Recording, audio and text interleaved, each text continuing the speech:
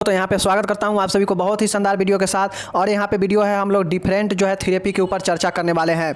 Means जो है आप सभी को यहाँ पे देखने को मिलेगा, जैसे कि हम लोग इससे पहले वाले जो मेंटल हेल्थ का वीडियो किए थे साइको सोशल थेरेपी, तो उसमें जो है हम लोग एवर्जन थेरेपी और साइको सोशल थेरेपी के विभिन्न जो है हम लोग टाइप्स देखे थे, और साइको सोशल थेरेपी का क्या उद्देश्य होता है और जो है वो सारे चीज़ें हम लोग देखे थे। बट हम लोग कहे थे कि जो भी इंपॉर्टेंट थेरेपी है, जैसे ग्रुप थेरेपी, ऑक्यूपेशनल थेरेपी और जो है आपका मिली थेरेपी, ये सबको जो है अगले वीडियो में देखेंगे। तो आज जो है हम लोग थेरेपी को ख़त्म करने वाले हैं। वीडियो को पूरा देखिएगा। यहाँ से जो है 5 नंबर शॉर्ट क्वेश्चन में जो है आपको 1-2 जो क्वेश्चन है पूछा जा सकता है एग्जाम में। तो चलिए हम लोग देख लेते हैं। जैसा कि यहाँ पे देखिए मिली थेरेपी है। मिली थेरेपी का मतलब होता है कि वातावरण परिवर्तित करके उपचार करना। मतलब कोई पेशेंट है, मानसिक रूप से बीमार पेशेंट है, तो जिस भी वातावरण में है तो उसको जो उपचार किया जाता है तो उस वातावरण को जो है चेंज किया जाता है, उसको जो है कन्वर्ट मतलब बदला जाता है। वैसा वातावरण तैयार किया जाता है जो पेशेंट के लिए जो है लाभदायक हो, और उस वातावरण का तैयार करके परिवर्तन करके जो है उसका उपचार किया जाता है। तो यही होता है मिली थेरेपी। तो देखिए वातावरण परिवर्तित करके उपचार, और यही जो है वातावरण परिवर्तित करके जो उपचार है मिली थेरेपी होता है। देखिए मानसिक विकार या अनुचित सामंजस्य की चिकित्सा जो रोगी की मौजूदा जीवन परिस्थितियों और वातावरण में इस प्रकार के महत्वपूर्ण परिवर्तन करके की जाती है जिससे अन्य प्रकार की सहायक चिकित्साओं को प्रभाविकता बढ़ जाती है, उससे मिली थेरेपी कहते हैं। देखिए मिली थेरेपी स्पष्ट है कि कोई भी मानसिक बीमारी है या कोई भी जो है अनुचित सामंजस्य मतलब उचित सामंजस्य जो है एडजस्टमेंट जो है नहीं बैठ पा रहा है। मतलब एक मानसिक रोग होता है, तो किसी भी पेशेंट को जो मानसिक रोग होता है तो उसमें क्या होता है कि वह जो है अपने वातावरण से अपने कंडीशन के साथ जो है क्या करता है, वह एडजस्टमेंट नहीं बैठा पाता है, और जिसके कारण जो है उसमें अनुचित सामंजस्य हो जाता है। मतलब उचित सामंजस्य नहीं होता है, अनुचित होता है। तो यही कहता है कि उसके परिस्थिति को, उसके वातावरण को जो है महत्वपूर्ण परिवर्तन की जाती है, और यही जो है परिवर्तन क्या करता है, उसको अन्य चिकित्सक जो कि सहायक उसके चिकित्सक होते हैं उसको जो है प्रभावी रूप से बढ़ जाता है। मतलब जो भी इफेक्टिव जो चिकित्सा होता है, इस परिवर्तन करने से किससे परिवर्तन किया जाएगा, तो वातावरण और परिस्थिति को परिवर्तन करने से जो ट्रीटमेंट का जो रेट होता है वो उसका प्रभावी जो दर है वो बढ़ जाता है, अधिक प्रभावी हो जाता है, और उससे ही जो है मिली थेरेपी कहते हैं। ठीक है, इसे सिचुएशन थेरेपी भी कहते हैं। इस वातावरण में सुरक्षित भौतिक परिवेश होता है, इसी उपचार दल के सदस्य होते हैं, सभी उपचार दल के सदस्य होते हैं, और मनोरोगी उसकी चिकित्सा अनुरूप जो है आदर्श स्वस्थ वातावरण प्रदान कर उसका रोग ठीक करना उद्देश्य होता है। इसी चिकित्सा के निम्नलिखित लक्ष्य है। देखिए नॉर्मली जो है इसका काम होता है किसका, मिली थेरेपी का, कि जो परिस्थिति है, जिस भी परिस्थिति में पेशेंट है जो मानसिक रोगी है, जिस भी परिस्थिति में हो, जिस भी वातावरण में हो, उस वातावरण को चेंज करके, उस परिस्थिति को बदल के और एक नए परिवेश, एक नए भौतिक सुरक्षित वातावरण तैयार किया जाता है, जहाँ पे जो है सभी उपचार दल होते हैं, जो भी डॉक्टर नर्सेज होती है या जो भी लोग होते हैं वो यहाँ पे जो है क्या होता है, एक दल होता है, और जो मनोरोगी होती है, मनोरोगी का जो चिकित्सा होता है वह उसके जो है वातावरण के अनुसार जो है उसे प्रदान करके उससे ठीक किया जाता है, और यही मिली चिकित्सी होता है। इसका जो है निम्नलिखित लक्ष्य होता है। ये मिली चिकित्सी का क्या लक्ष्य होता है, क्यों मिली चिकित्सी दिया जाता है, तो चलिए हम लोग देखते हैं। इसका लक्ष्य होता है कि वार्ड के अंदर रोगी के लिए प्रति चिकित्सीय मतलब एंटी थेरेपेटिक वातावरण को कम से कम करना। मतलब एंटी थेरेपेटिक वातावरण को कम से कम करना, मतलब जो थेरेपी है उसमें उसके खिलाफ में जो वातावरण हो उसको जो है कम से कम करना, खिलाफ में नहीं हो, मतलब उसके जो है सही हो। वार्ड के अंदर रोगी के लिए प्रति चिकित्सीय वातावरण को कम करना, मतलब वार्ड के अंदर जो है डॉक्टर जो है अपना रोल जो है कम करते हैं, और इसी जो है थेरेपी का उपयोग ज़्यादा करते हैं।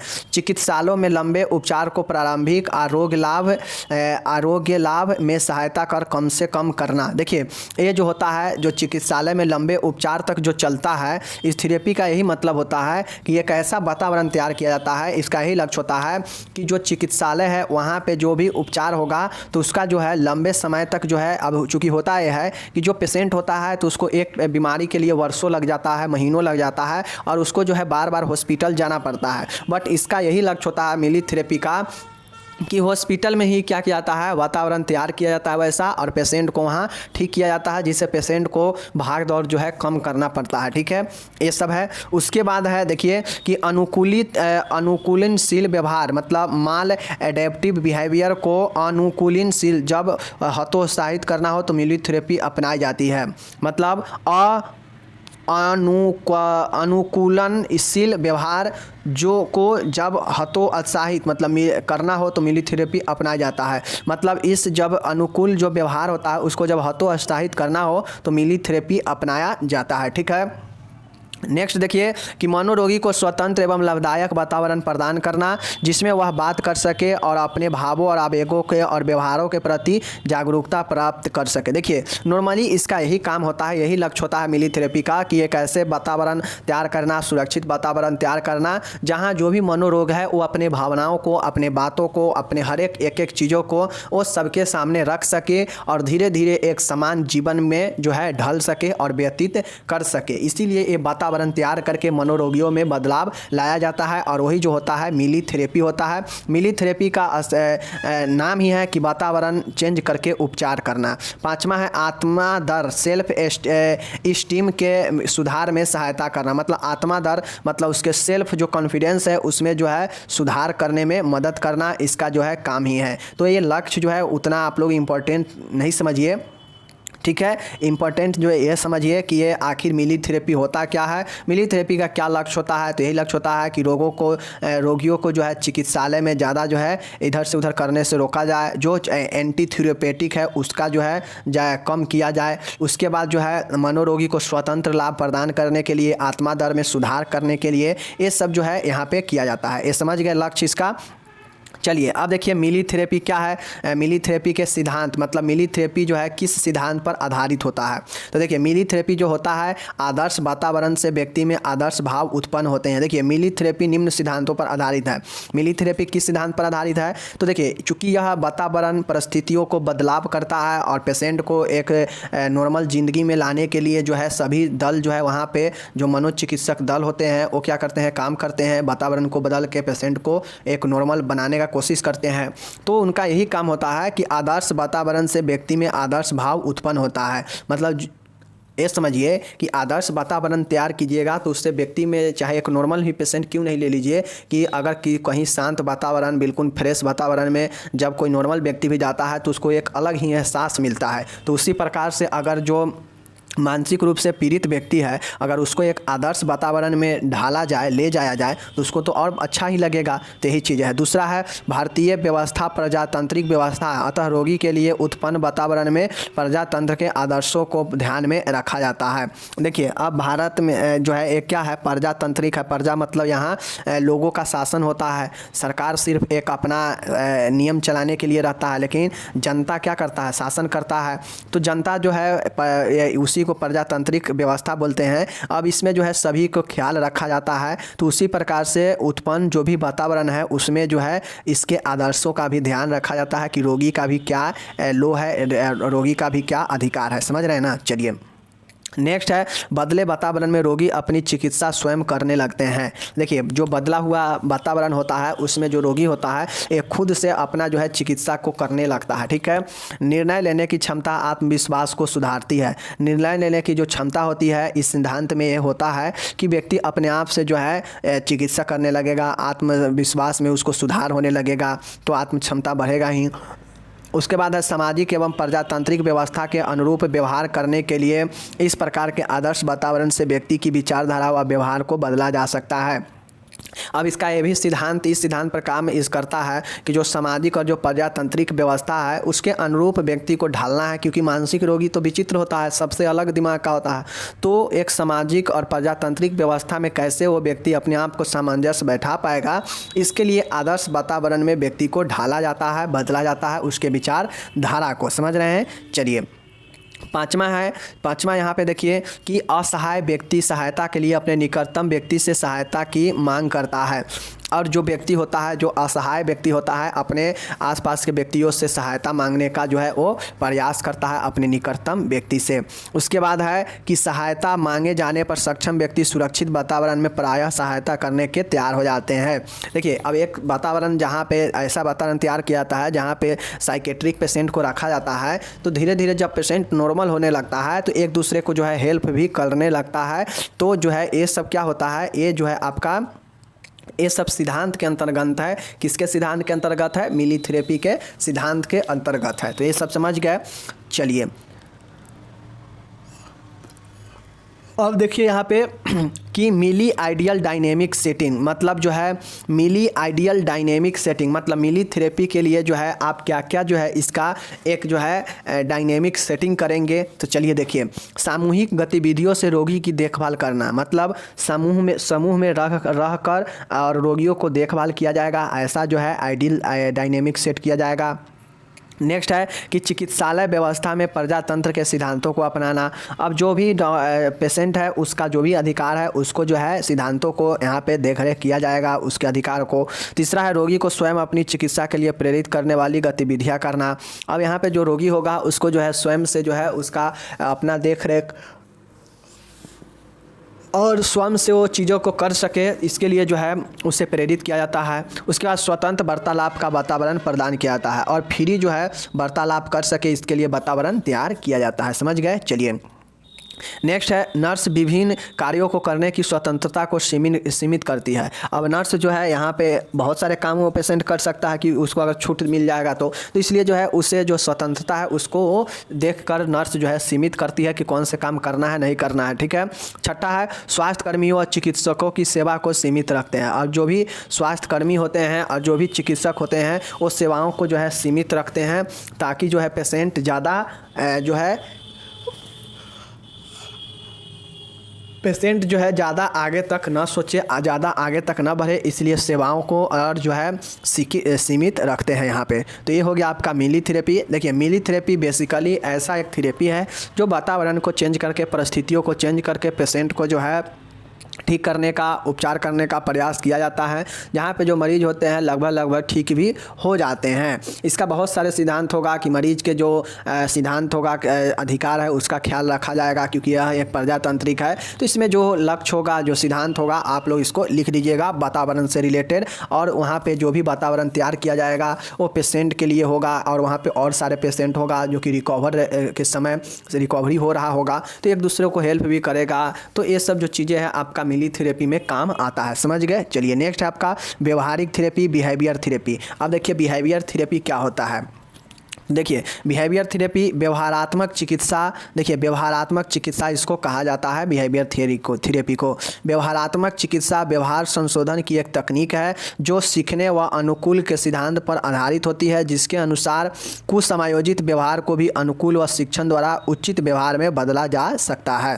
देखिए व्यवहारिक चिकित्सा है बिहेवियर थेरेपी। बिहेवियर थेरेपी मतलब होता है कि किसी मानसिक रोगी का क्या होता है कि उसका जो बिहेवियर होता है, जो उसका व्यवहार होता है वो बदल सा जाता है और उसका ऐसा व्यवहार होता है कि वह सभी चीज़ों के साथ में जो है सामंजस्य, समायोजन बैठा नहीं पाता है, एडजस्टमेंट नहीं कर पाता है। तो ये बिहेवियर थेरेपी यही होता है कि इसमें जो है सीखने और जो है उसके अनुकूल सिद्धांत को इस प्रकार से किया जाता है कि जो है उसका जो व्यवहार है वो क्या हो सके, अनुकूल हो सके, और शिक्षण के द्वारा जो है उसका कुछ समायोजित जो व्यवहार है उसमें व्यवहार में बदलाव लाया जा सके, और यही जो है बिहेवियर थेरेपी कहलाता है। इतना समझिए कि बिहेवियर थेरेपी व्यवहारात्मक चिकित्सा व्यवहार संशोधन की एक तकनीक है। मतलब व्यवहार में संशोधन किया जाता है, मतलब जो गलत मिस अंडरस्टैंडिंग है या मिस एडजस्टमेंट, मतलब माल एडजस्टमेंट है, तो कुछ समायोजन है, इस सब को जो है संशोधन करके एडजस्टमेंट लाया जाता है। और ये सब जो है चीज़ें सीखने और अनुकूल शिक्षण के सिद्धांत द्वारा होता है, बदला जाता है। व्यवहार को किसके द्वारा बदला जाता है? तो सीखने और अनुकूल शिक्षण के द्वारा जो है व्यवहार के अनुकूल और शिक्षण के द्वारा जो है बिहेवियर को बदला जाता है, और यही जो है व्यवहारिक चिकित्सा कहलाता है। समझ गए? चलिए अब इसका अलग अलग तकनीक है, बिहेवियर थेरेपी का अलग अलग तकनीक है। देखिए क्या क्या तकनीक है बिहेवियर थेरेपी का। तो techniques in behaviour therapy, behaviour therapy में क्या क्या तकनीकें हैं। पहला है एवर्जन थेरेपी। देखिए एवर्जन थेरेपी है, हम लोग एवर्जन थेरेपी डिटेल में भी पढ़ चुके हैं कि एवर्जन थेरेपी एक ऐसा थेरेपी होता है कि इसमें जो है मानसिक बीमारियों को, मानसिक रोगियों को जो है उसके अरुचिक और कष्टदायक स्थितियों में रख कर और उसी स्थिति में रख कर उसको जो है ठीक किया जाता है, परंतु इसका जो रूप होता है वो अलग होता है। जैसे हमने बताया था कि कोई बच्चा अपना अगर अंगूठा चूसता है तो उससे उसको संक्रमण फैल जा सकता है, तो इसलिए उसके अंगूठा जो होता है उस अंगूठा में जो है नीम लगा देते हैं या कड़वा सामान लगा देते हैं, जिसके चूसने से जो वो क्या होगा, उसको कड़वा लगेगा। तो वो क्या करेगा, धीरे धीरे ऐसा उसको लगाने से जो है वो धीरे धीरे छोड़ देगा। तो ये क्या होगा, कड़वा जो चीज़ें है उसके लिए कष्टदायक होगा, बट वो कष्टदायक जो है उसको ठीक करने में जो है क्या करेगा, मदद करता है। और यह जो है अरुचि है, मतलब उसको रुचि नहीं होगा, फिर भी उसी परिस्थिति में उसी चीज़ों को उपयोग करके ठीक करना ही अरुचि चिकित्सा कहलाता है। समझ गए ना। चलिए, तो ये व्यवहारिक चिकित्सा के जो है आपका पहला जो तकनीक है एवर्जन थेरेपी। दूसरा है सिस्टमैटिक डिसेंट्रिलिसेशन, क्रमबद्ध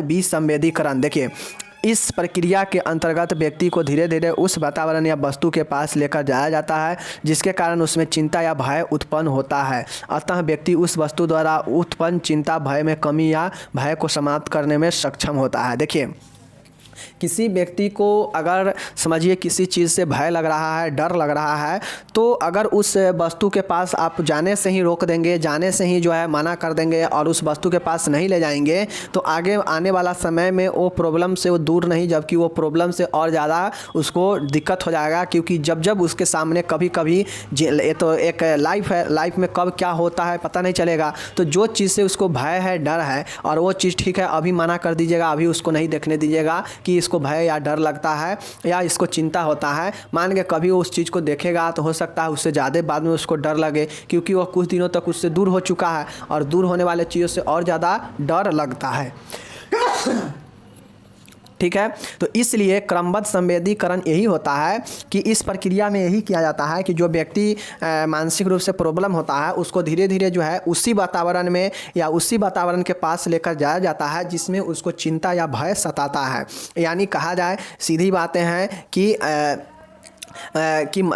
सब्जी बहुत कड़वा बन गया, लेकिन सब्जी कड़वा से जो है आदत अगर आपको छुड़ाना है तो क्या करना होगा।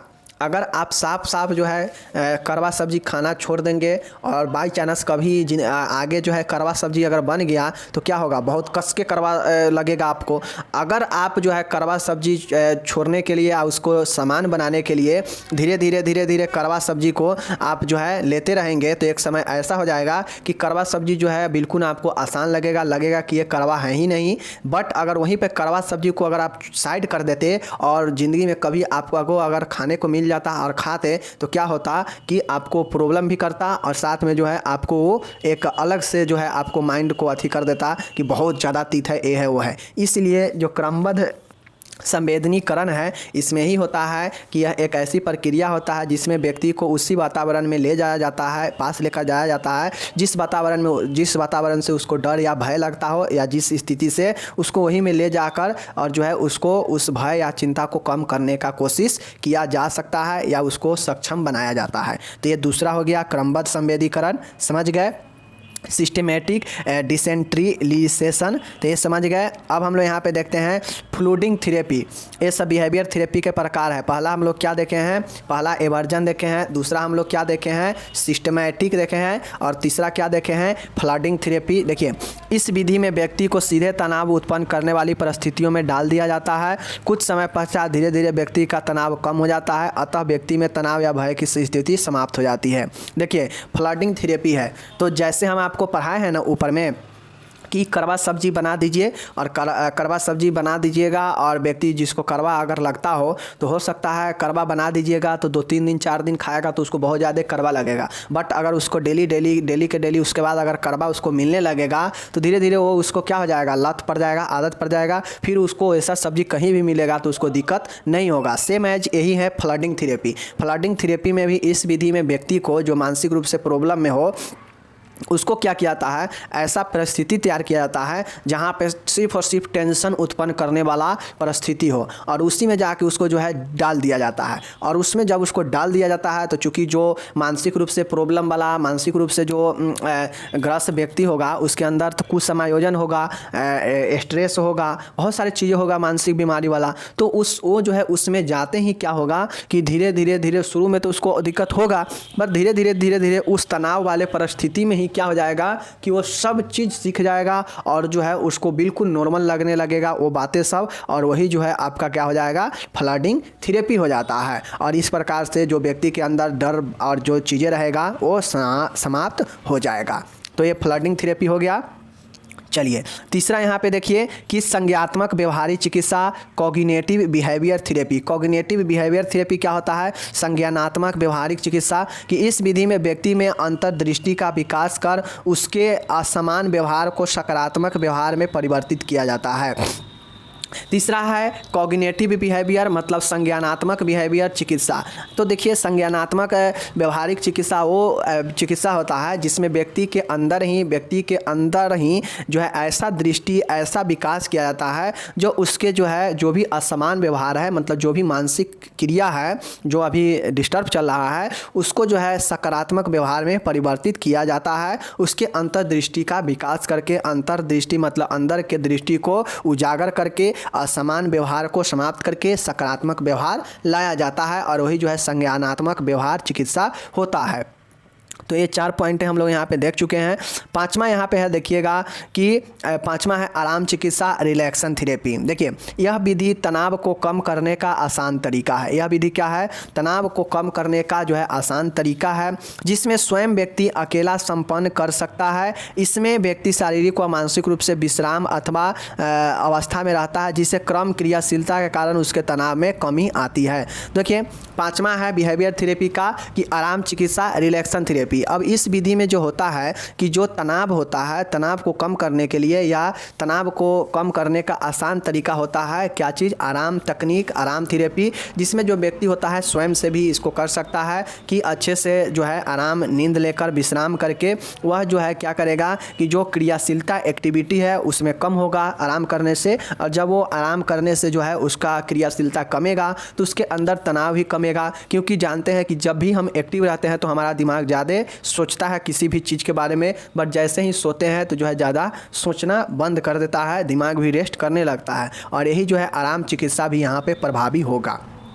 तो कुल हमने कितना प्रकार से देखा है, कितना टेक्निक देखे हैं बिहेवियर थेरेपी का, 5 टेक्निक। कौन कौन, तो पहला एवर्जन थेरेपी देखे हैं, उसके बाद हम लोग सिस्टमैटिक देखे हैं, उसके बाद हम लोग क्या देखे हैं, कॉग्निटिव देखे हैं, उसके बाद रिलैक्सन देखे हैं, और उसके बाद जो है हम लोग क्या देखे हैं, एक और पॉइंट हम लोग देखे हैं कॉग्निटिव फ्लडिंग थेरेपी देखे हैं। और सब में जो है कहीं ना कहीं एक दूसरे से रिलेटेड है। तो जो है आप 1-2 बार इसको पढ़िएगा rmnursing.blogspot.com पर जाके, तो आपको चीज़ें क्लियर हो जाएगा। ठीक है, चलिए अब हम लोग चलते हैं नेक्स्ट पे।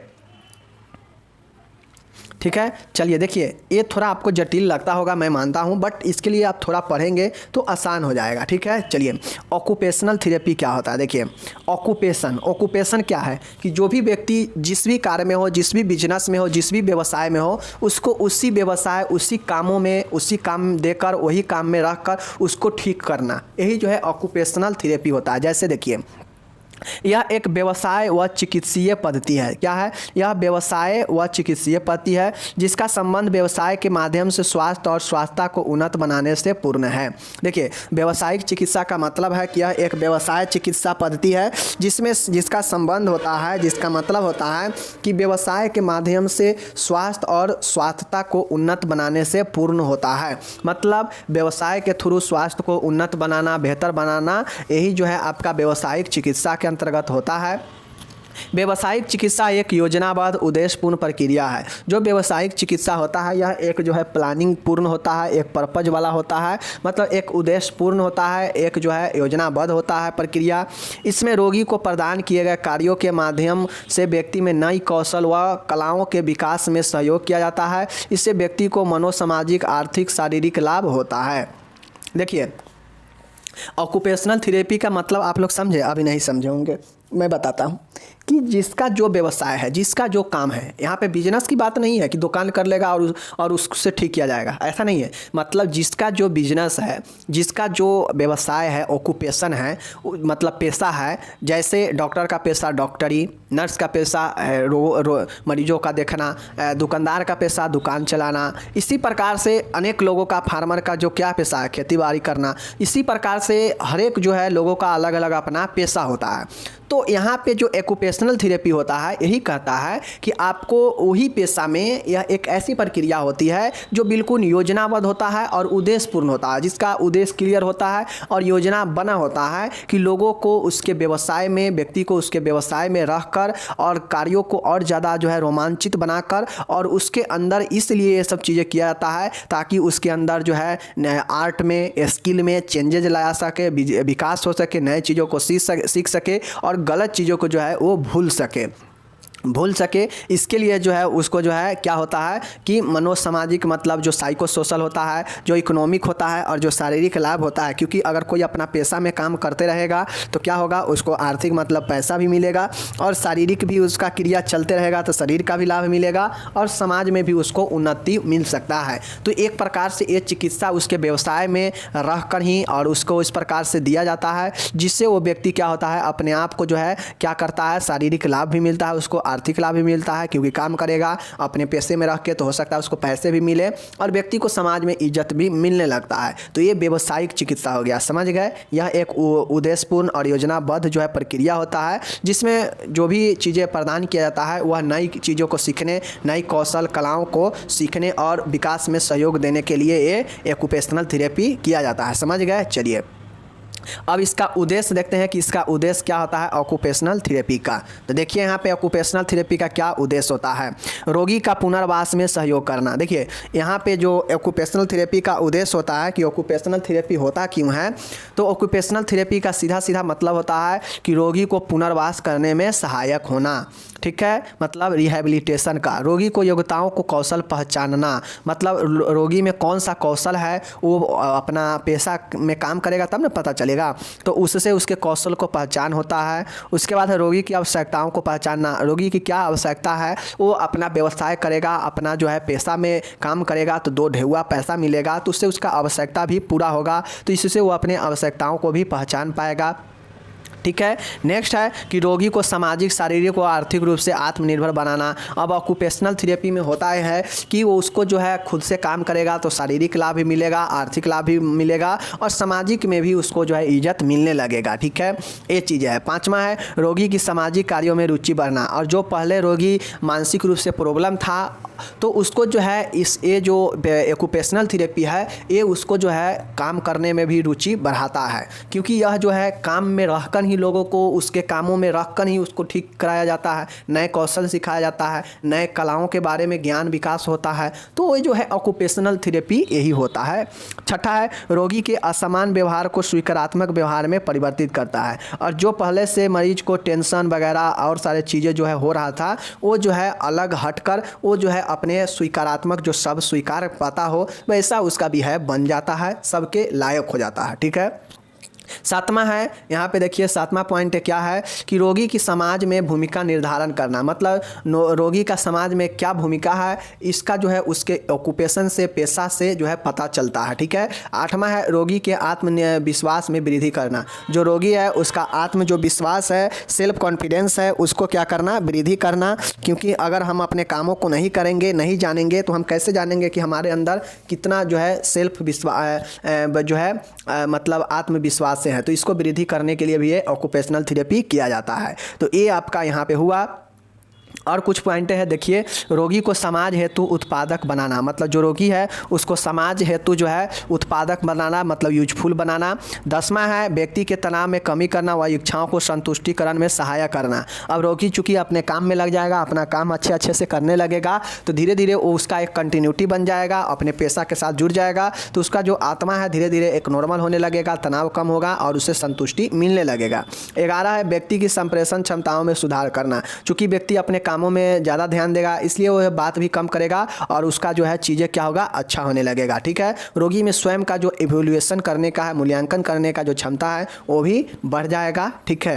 ये सब चीज़ें जो है उसका उद्देश्य होता है ऑक्यूपेशनल थेरेपी का। अब हम लोग इसका प्रोसेस देखते हैं कि इसका क्या क्या प्रोसेस होगा, कैसे ये ऑक्यूपेशनल थेरेपी किया जा सकता है। व्यावसायिक चिकित्सा एक चरण में इस प्रक्रिया को संपन्न करता है, मतलब जो ये प्रक्रिया होता है व्यावसायिक चिकित्सा का, ये जो है एक प्रक्रिया के अंतर्गत एक चरण के जो है संपन्न होता है। जैसे जानकारी एकत्रित करना, जो भी पेशेंट है उसके बारे में जानकारी एकत्रित किया जाता है, रोगी का प्रारंभिक जो है मूल्यांकन किया जाता है, ये सब चीज़ है। उसके बाद जो है ये हो गया। उसके बाद है आवश्यकताओं व समस्याओं को पहचाना। रोगी का क्या आवश्यकता है, क्या समस्या है, उसको पहचाना जाएगा। लक्ष्य का निर्धारित करना कि जो है, क्योंकि हम लोग ऊपर देखे हैं कि लक्ष्य का और जो है योजनाबद्ध होता है, लक्ष्य पूर्ण होता है, उद्देश्य पूर्ण होता है।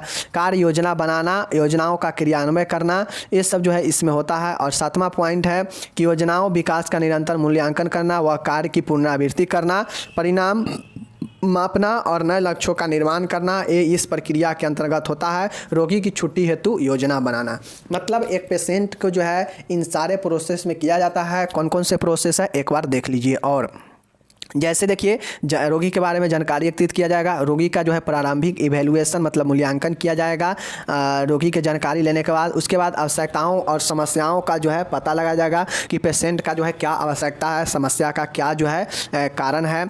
लक्ष्य निर्धारित किया जाएगा कि पेशेंट के लिए कौन सा लक्ष्य रखा जाए। कार्य योजना बनाया जाएगा कि पेशेंट के लिए जो है कैसे कैसे कार्य योजना बनाया जाए। उसके बाद है योजनाओं का क्रियान्वयन किया जाएगा, उस पर लागू किया जाएगा। उसके बाद है योजना विकास का निरंतर मूल्यांकन करना और कार्य की पुनरावृत्ति करना। अब कितना सुधरा नहीं सुधरा इसका मूल्यांकन बार बार करते रहना और जो है कार्यों का फिर से रिसाइकल करते रहना, पुनरावृत्ति।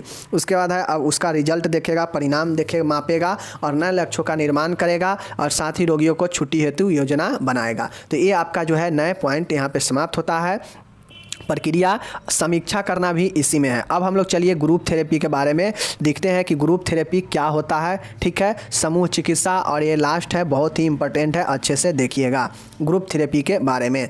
देखिए, सभी थेरेपी इंपॉर्टेंट है, चाहे मीली हो, चाहे वो बिहेवियर हो, चाहे ऑक्यूपेशनल हो, चाहे ग्रुप थेरेपी हो। ये चारों के चारों थेरेपी अपने आप में इंपॉर्टेंट है। चारों में से कोई भी एक या दो जो है आपके एग्जाम में 5 से 10 नंबर में पूछ सकता है। तो इसके लिए जो है आपको 10 नंबर में अगर लॉन्ग में क्वेश्चन नहीं पूछा साइकोसोशल के बारे में तो इसमें से वो रहेगा ही रहेगा। तो इसलिए अच्छे से पढ़ लीजिए, समझ लीजिए और फिर जो है आप अच्छे से कर पाएंगे। ठीक है। ग्रुप थेरेपी क्या होता है? समूह मनोचिकित्सा एक उपचार पद्धति है जिसमें 2 या 2 से अधिक व्यक्तियों को चिकित्सक समूह की उपस्थिति में अंतःक्रिया की अनुमति दी जाती है, जिसका उद्देश्य मानसिक समस्याओं से मुक्ति, आत्मसम्मान में वृद्धि, अंतर्दृष्टि में वृद्धि और व्यवहारिक सामाजिक बाधाओं का जो है उन्नयन करना होता है। देखिए, ग्रुप थेरेपी का मतलब यही होता है कि समूह मनोचिकित्सा जो है एक उपचार का पद्धति है, एक ट्रीटमेंट का क्या है, पद्धति है, जिसमें होता है कि जो 2 या 2 से अधिक, क्योंकि ग्रुप कब बनेगा, अकेला से तो बनेगा नहीं, या तो 2 या 2 से अधिक व्यक्ति होगा तभी ग्रुप बनेगा। तो 2 या 2 से अधिक व्यक्ति जो है एक चिकित्सीय समूह की उपस्थिति में, मतलब डॉक्टर के उपस्थिति में, और उसे जो है अंतःक्रिया मतलब अंदर जो है काम करने का अनुमति दिया जाता है डॉक्टर के सामने में। और डॉक्टर उसे जो है देखते हैं कि ये कैसे क्या काम कर रहा है, या एक सही आदमी की तरह काम कर रहा है या अभी भी पहले ही जैसा है। तो इससे जो है वहीं पर जो है काम करने का अनुमति दिया जाता है, जिसका उद्देश्य मानसिक समस्याओं से मुक्ति दिलाना होता है, आत्मसम्मान में वृद्धि करना, अंतर्दृष्टि में वृद्धि और व्यवहारिक समस्याओं का उन्नयन करना होता है। मतलब व्यवहार में जो भी समस्या है उसको दूर भगाना, आत्मसम्मान में वृद्धि करना, अंतर्दृष्टि में वृद्धि करना और मानसिक समस्याओं से मुक्ति दिलाना। ये जो है समूह चिकित्सा और का एक क्या है आपका चीज़ें हैं। समूह चिकित्सा ही होता है, क्या होता है कि मानसिक समस्याओं से मुक्ति दिलाना और साथ ही साथ जो है आत्मसम्मान में वृद्धि के साथ अंतर्दृष्टि में वृद्धि और मानसिक सामाजिक संबंधों का उन्नयन करना होता है। समझ गए? तो ये जो चीज़ें हैं समूह में रहकर लोगों को किया जाता है। इसका प्रक्रिया क्या होता है तो यहाँ पे देख लीजिए प्रक्रिया। सर्वप्रथम इसमें समान आवश्यकता होने पर रोगियों को समूह का निर्माण किया जाता है। अधिकांशतः इनकी संख्या 8 से 10 होती है। देखिए, ये जो है आवश्यकता के अनुसार जो है अगर सबका समस्या अगर सबका समान है तो उस समान व्यक्ति में से 8 से 10 व्यक्तियों को लेकर एक समूह बनाया जाता है और रोगी को रखा जाता है एक समूह में। ठीक है। दूसरा देखिएगा यहाँ पे, दूसरा क्या है कि इसके पश्चात एक स्थान व समय का निर्धारण कर सप्ताह में एक बार समूह चिकित्सा को हेतु बुलाया जाता है। मतलब इसमें जो होता है समूह चिकित्सा के लिए जो है एक स्थान फिक्स किया जाता है, निर्धारित किया जाता है और सप्ताह में एक बार जो है उस 8 से 10 व्यक्ति को जिसको चिन्हित किया गया है उसको जो है बुलाया जाता है समूह चिकित्सा के लिए। और समूह चिकित्सा में जो है उसे छोड़ दिया जाता है, ऐसा वातावरण तैयार करके उसे जो है डॉक्टर अपने देख रेख में छोड़ते हैं और बोलते हैं कि आप अंतःक्रिया मतलब आप अपने अंदर मिलजुल के कार्य कीजिए। और उस कार्य से जो है डॉक्टर ये समझते हैं कि कौन किस प्रकार से अपना कार्य कर रहा है, मतलब कौन जो है कितने अच्छे से समझ रहा है। ठीक है। इसकी समान अवधि 2 घंटे की होती है। ये ग्रुप जो थेरेपी होता है इसका अवधि 2 घंटे का होता है। इसके पश्चात सभी रोगी को परिचय करवाकर कुछ कार्य हेतु निर्देशित दिया जाता है। जब वहाँ पे जो भी 8-10 लोग आते हैं ग्रुप में, उसका परिचय करके और उसे कुछ जो है टास्क दिया जाता है, कुछ कार्य दिया जाता है कि अपना अपना कार्य करे। ठीक है। उसके बाद है, इस प्रकार समान समस्याओं को रखते हुए हम की भावना का विकास करते हुए अपनी समस्याओं से मिलकर सुलझाते हैं। चिकित्सक केवल मार्गदर्शन करते हैं। देखिए इसमें जो है सभी को एक साथ बुलाकर समस्या जो है रखते हैं और इसमें जो है क्या करते हैं चिकित्सक, हम की भावना को जो है उत्पन्न करते हैं ताकि सब अपने अपने जो है काम को जो है अच्छे से करने का प्रयास करें कि हम बेटर करें तो हम बेटर करें। और यही जो है समस्याओं को एक सुलझाने का एक सबसे अच्छा जो है मार्गदर्शन बनता है। और चिकित्सक जो डॉक्टर होते हैं केवल और केवल मार्गदर्शन ही करते हैं, वो ज़्यादा कोशिश नहीं करते हैं। वो छोड़ देते हैं लोगों को, 8 से 10 जो भी लोग हैं मानसिक रूप से, उसको छोड़ देते हैं कि आप अपने समूह में चर्चा कीजिए किन किन समस्याओं पर। ठीक है, एक प्रकार से ग्रुप डिस्कशन, समझ गए ना। अब चलिए समूह चिकित्सा का क्या उद्देश्य होता है, ऑब्जेक्टिव्स क्या है साइकोथेरेपी का, तो चलिए देखते हैं। रोगियों के मध्य अंतर संबंधों का विकास, मतलब अब ग्रुप में छोड़ दिया जाएगा कि आप लोग अपने बात कीजिए, 8 से 10 लोग अपने अपने में, तो क्या करेगा, लोगों को एक दूसरे के परिचय जानेगा, एक दूसरे के जो है संबंध के बारे में ज़्यादा नॉलेज होगा और संबंध का विकास होगा, सबके बीच में जान पहचान बढ़ेगा। दूसरा है रोगी की संप्रेषण क्षमता को बढ़ाना। अब जो है क्या होगा कि जब आप किसी व्यक्ति को 8 से 10 लोगों के बीच में छोड़ दीजिएगा तो उसके अंदर क्या होगा कि उसके अंदर बोलने का भी जो है कला आ जाएगा, जिसको संप्रेषण कला बोलते हैं।